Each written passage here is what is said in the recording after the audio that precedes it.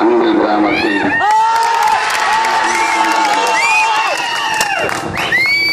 ஒரு உணர்ச்சி வசப்பட்ட ஒரு நிலையில் தான் இன்னைக்கு உங்க முறையாக நின்றுட்டு இருக்கேன்.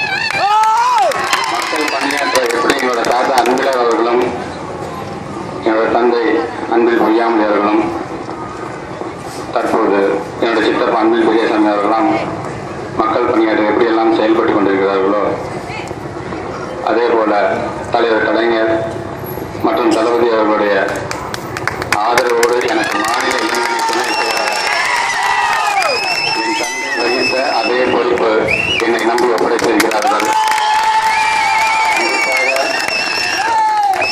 இந்த கழகத்திற்காகவும் தமிழ் மக்களுக்காகவும் நான் மக்கள் பணி ஆற்றுவேன் என்று என்னுடைய அன்பு கிராம மக்களின்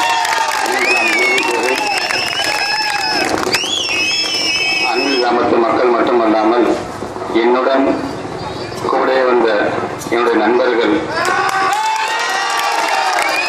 அனைவருக்கும் இந்த அன்பான வரவேற்பை அவருடைய பாதங்களை தொட்டு நன்றி உணர்வோடு நான் ஏற்றுக்கொள்கிறேன்.